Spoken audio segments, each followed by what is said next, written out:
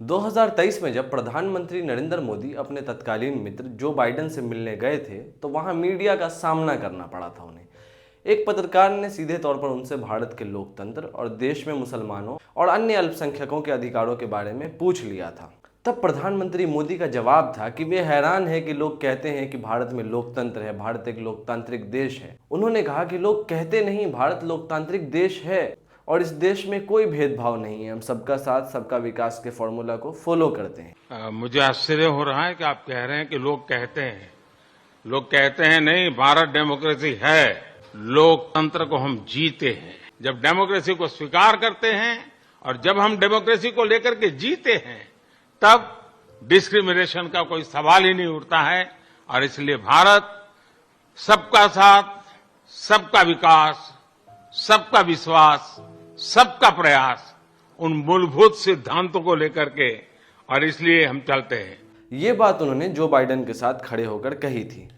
लेकिन उनके एक पुराने दोस्त ओबामा, जिसे मोदी जी अंग्रेजी में तू तड़ाक करके बात करते हैं, ओबामा ने एक इंटरव्यू में कहा कि भारत में मुसलमानों के अधिकार को लेकर वे चिंतित हैं और अगर उन्हें पीएम मोदी से मिलने का मौका मिलेगा तो वो मोदी जी को इस पर विचार करने के लिए कहेंगे। The president meets with Prime Minister Modi, then the protection of the Muslim minority in a majority Hindu India, that's something worth mentioning. पिछले वीडियो में देश भर के मुसलमानों के साथ हो रहे सिस्टमेटिक भेदभाव और जुल्म बर्बरियत पर हमने बात की थी। इस वीडियो को पूरा देखिएगा। इसमें आपको बताऊंगा कि खून में डेमोक्रेसी होने के बावजूद इस देश में मुसलमानों के साथ कितना अन्याय और कैसा कैसा अन्याय हो रहा है। इस तस्वीर को देखिए। इसमें जो शख्स दिख रहे हैं वो भाजपा नेता रविंदर नेगी हैं। प्रधानमंत्री नरेंद्र मोदी ने अपने से करीब आधे उम्र के इस आदमी के सामने खुद को नतमस्तक कर दिया है। यही रविंदर नेगी दिल्ली में घूम घूम कर दुकानदारों से नाम पूछते हैं, कहते हैं कि अपनी पहचान लोगों को बताओ, मुस्लिम हो तो नाम लिखो, हिंदू हो तो नाम के साथ हिंदू लिखो और भगवा झंडा लगाओ। मेरी बात सुन, जो तेरा अल्तम नाम है ना, मुस्लिम नाम है, जो वो मुस्लिम नाम लिखाओ उसमें, ऐसा ना किसी को आपत्ति ना हो। रिजवान लिखवा दो, प्रोपराइटर लिखवा दो, प्रोपराइटर रिजवान। नाम असद अहमद लिख दो बस इस पे। नमस्ते, क्या नाम है आपका? प्रशांत कुमार गुप्ता। गुप्ता जी, यार हिंदू हो ना, कट्टर हिंदू हो ना, तो आइए लगाया करो यार, कम से कम लोगों को पता तो चले। सर एक हमें दीजिए, आपको भी देंगे, आप, मैं आ रहा हूँ रेडी में आपके लगाने। ये हिंदू हो ना, सनातन धर्मी, इसको लगाओ।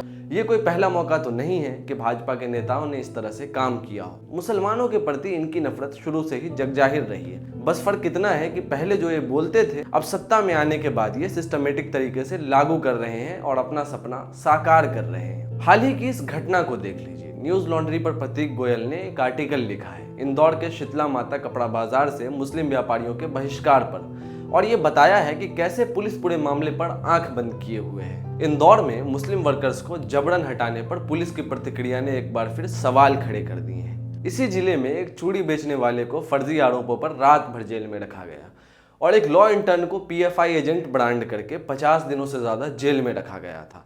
लेकिन जब भाजपा विधायक मालिनी गौड़ के बेटे एकलव्य सिंह गौड़ ने शीतला माता क्लॉथ मार्केट से मुस्लिम सेल्समैन हटाने के आदेश दिया तो पुलिस ने 2 शिकायतों के बावजूद कोई कार्रवाई नहीं की। पुलिस की निष्क्रियता के चलते मुस्लिम सेल्समैन और व्यापारियों का नुकसान बढ़ता जा रहा है। न्यूज लॉन्ड्री ने डिटेल में बताया है कि गौड़ ने लव जिहाद रोकने के नाम पर यह फरमान जारी किया। दावा किया कि मुस्लिम सेल्समैन हिंदू महिलाओं से रिश्ते बना सकते हैं। इससे बाजार पर असर पड़ा। 24 सितंबर तक 50 मुस्लिम सेल्समैन नौकरी गंवा चुके थे, जो 30 सितंबर तक 127 हो गए। 40 मुस्लिम किराए की दुकानें बंद हो गई। बाजार में पोस्टर लगे, गौड़ जिहाद मुक्त बाजार बनाने के लिए धन्यवाद। 15 सितंबर को कई मुस्लिम सेल्समैन ने पुलिस कमिश्नर, डीसीपी और कलेक्टर को लिखित शिकायत दी, धमकियों और उत्पीड़न की बात की, लेकिन इसके बाद भी कोई एफआईआर नहीं हुई। 27 सितंबर को कांग्रेस नेता दिग्विजय सिंह ने सराफा पुलिस स्टेशन में एफआईआर की मांग की। 29 सितंबर को विस्थापित सेल्समैन ने डीसीपी को फिर शिकायत दी, लेकिन फिर कोई एफआईआर नहीं हुई। उसी शाम एक हिंदुत्व संगठन ने बाजार में रैली निकाला, मुसलमानों के बहिष्कार की खुली अपील की। 24 सितंबर को पुलिस कमिश्नर संतोष सिंह ने कहा कि कोई नहीं आया था, डीसीपी से बात करें। डीसीपी आनंद कलडगी ने कहा कि गौड़ ने खुलेआम कुछ भी नहीं कहा है, कोई वीडियो सबूत हो तो दिखाया जाए। 29 सितंबर की शिकायत पर कमिश्नर ने कहा कि कोई व्यक्तिगत शिकायत नहीं मिली है। डीसीपी ने कहा कि दुकान मालिक किसी को भी हटा सकता है, धर्म के आधार पर भेदभाव साबित करना मुश्किल है। और अब गौर ने अपना बयान बदल दिया है, अब जिहाद मानसिकता वाले को हटाने की बात कर रहे हैं। पुलिस का दावा तो यही है कि सबूत के बिना एफआईआर नहीं होगी और गौर ने इसी बीच में बयान भी बदल लिया है। किसी भी जिहादी मानसिकता के व्यक्ति को हम हमारे इस बाजार में नहीं रखेंगे। न्यूज लॉन्ड्री ने दर्जन भर मुस्लिमों से बात की। सभी ने कहा कि पुलिस शिकायतों के बावजूद चुप है। मोहम्मद शाकिर ने बताया कि गौर के समर्थक बाजार में घूमकर चेक करते हैं। मजहर शेख ने 16 साल की नौकरी गंवा दी, जो नौकरी वो 16 साल से करते हुए आ रहे थे। वसीम मोहम्मद ने कहा कि पुलिस खुद एक्शन ले सकती थी लेकिन कुछ भी नहीं किया और अब उनका काम छूट चुका है, परिवार पालना उनके लिए मुश्किल हो रहा है। शमसुद्दीन असद जो कि 27 साल के हैं, उनको भी दुकान छोड़नी पड़ी। मोहम्मद अनस ने कहा कि उन सबको धर्म के नाम पर टारगेट किया जा रहा है कि जो हमारे साथ नफरत की वजह से खिलवाड़ किया जा रहा है। हमारी दुकानें 20 साल 25 साल से कपड़ा मार्केट शीतला माता बाजार में स्थित है और कुछ गरीब लोग जो यहाँ सेल्समैन यानी नौकरी करते हैं, जिन्हें 15 साल, किसी को 10 साल, किसी का कोई आपराधिक रिकॉर्ड नहीं है, किसी का कोई जिहादिक रिकॉर्ड नहीं है, उनको खुलेआम ये अल्टीमेटम दे दिया गया है कि आपको 1 महीने का वक्त है, 25 तारीख तक आपको यहाँ से खाली करना पड़ेगा, नहीं तो हम हमारे हिसाब से समझेंगे। संविधान के खिलाफ बिल्कुल बात की गई है। शासन प्रशासन इसमें चुप क्यों है? या किसी का दबाव है, या किसी पार्टी का दबाव है, या कोई राजनीतिक दल इसके पीछे है? इसका हमें जवाब चाहिए। बाजार एसोसिएशन की हेमा पंजवानी ने कोई जवाब नहीं दिया। एमपी भाजपा अध्यक्ष हेमंत खंडेवाल ने कहा कि लोकल लेवल पर जांच होगी, लेकिन पार्टी ऐसे कामों का समर्थन नहीं करती। मीडिया इंचार्ज आशीष अग्रवाल ने सबका साथ सबका विकास का हवाला दिया और कैलाश विजयवर्गीय ने इस मामले पर कमेंट करने से इनकार कर दिया है। इतना कुछ हो रहा है या हो गया है, लेकिन क्या आपने मुख्य धारा मीडिया में इस खबर को देखा या सुना? मुझे मालूम है कि आपने न देखा होगा न सुना होगा, और अगर कुछ दिखा दिया गया होगा, बोल दिया भी गया होगा, तो मुसलमानों के खिलाफ ही दिखाया गया होगा। मुसलमानों के खिलाफ जो हिंसा हो रही है उसे अब नॉर्मलाइज कर दिया गया है। आप उन्हें मार पीट सकते हैं, काम से निकाल सकते हैं, कुछ भी बहाना दे सकते हैं। आप ये कह सकते हैं कि प्रेम कर रहा था, कुछ खा रहा था, या यही कह दीजिएगा कि धर्म परिवर्तन करा रहा था, तो जनता मान लेगी, क्योंकि जनता बहुत महान है और पुलिस ऐसे मामलों में सबसे पहले एक्शन लेती है। लेकिन चलिए कुछ और मामलों को देखते हैं जहां मुसलमानों के बहिष्कार की खुलेआम बात हुई और सत्ता पक्ष या उनकी पार्टी की तरफ से कोई भी रिस्पांस नहीं आया, उनके ब्लड की डेमोक्रेसी नहीं जागी, उल्टा वही लोग शामिल थे इस पूरे बॉयकॉट मामले में। अप्रैल 2020 देवरिया उत्तर प्रदेश, भाजपा विधायक सुरेश तिवारी ने मुस्लिम सब्जी विक्रेताओं के बहिष्कार की अपील की। आरोप लगाया कि कोविड लॉकडाउन में वे थूक से सब्जियां संक्रमित कर रहे हैं। अगस्त 2023 हासिर हरियाणा, बजरंग दल सदस्य कृष्ण गुर्जर ने मुसलमानों को नौकरी देने वाले दुकानों के बहिष्कार की घोषणा की। नू हिंसा के बाद मुस्लिमों पर बैन लगाया दुकानों में। अगस्त 2023 टिगरा गांव, गुरुग्राम, हरियाणा, हिंदू समुदाय की महापंचायत ने मुस्लिम बिजनेस के बहिष्कार की अपील की। नूह में बीएचपी रैली के बाद एक मुस्लिम ट्रेडर ने कहा, ये मुझे याद दिलाता है कि मैं उनका अगला टारगेट हो सकता हूँ। सितंबर 2024 में हिमाचल प्रदेश के शिमला संजौली में फार राइट हिंदू ग्रुप्स ने रैलियां की, मुसलमानों के खिलाफ हेट स्पीच दी, उनके बिजनेस बॉयकॉट, नौकरी न देने और किराए पर घर न देने की अपील की।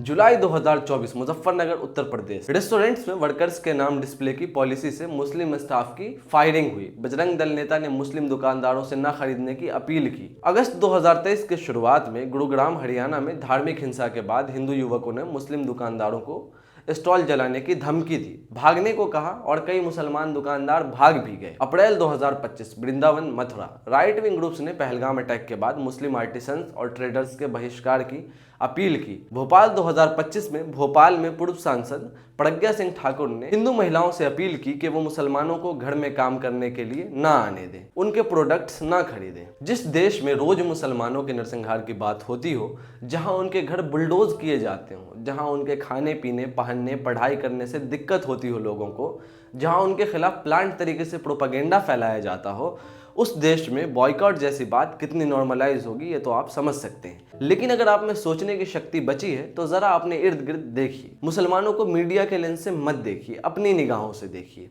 क्या आपको वो अपने जैसे सामान्य नागरिक नहीं दिखते? इस देश का सबसे गरीब धार्मिक समूह मुसलमान है, राजनीतिक प्रतिनिधित्व तो इनका बिल्कुल भी नहीं है। और उसी देश में, जिस देश में मुसलमानों की हालत इतनी बदतर है, वहां पर उन्हें घुट घुट के जीने पर मजबूर किया जा रहा है, कर चुके हैं। पहले जब उनकी सरकार थी उन्होंने कहा था कि देश की संपत्ति पर पहला अधिकार मुसलमानों का है। इसका मतलब ये संपत्ति इकट्ठी करके किसको बांटेंगे? जिनके ज्यादा बच्चे हैं उनको बांटेंगे। संविधान की साफ तौर पर धज्जियां उड़ाई जा रही हैं, धार्मिक आधार पर भेदभाव हो रहा है और ये आंकड़े और तथ्य चीख चीख कर बयान कर रहे हैं। सरकार को चाहिए कि मुसलमानों के उत्थान के लिए बेहतर और ठोस कदम उठाए जाएं और इस नफरत के बाजार को कम करने के लिए सख्त कानून बनाए जाएं जो मुसलमानों की सुरक्षा के लिए हो। सच्चर कमेटी की सिफारिशों को याद कीजिए। सरकार को चाहिए कि उन सिफारिशों पर एक नज़र डालें और उन्हें अमल में लाएं। ये सिफारिशें मुसलमानों की शिक्षा, रोजगार, बैंक क्रेडिट तक पहुंचने और सामाजिक कल्याण पर फोकस करती हैं। ये असल मायने में सबका साथ और सबका विकास है। आप जानते हैं मुझसे बेहतर। और हमारी सरकार लोकतंत्र के मूलभूत मूल्यों को आधार लेकर के बने हुए संविधान के आधार पर चलती है। मेरा नाम रियाज है, रियाज हैदर। अगर आपको वो सच सुनना है जो कोई नहीं बोल रहा है तो आप मेरा साथ दे सकते हैं। चैनल को सब्सक्राइब कर लीजिए और मेरा इंस्टा हैंडल नीचे मेंशन है। आप चाहें तो मुझे इंस्टा पर भी फॉलो कर सकते हैं। आप देख रहे थे रियाज की रिपोर्ट। धन्यवाद।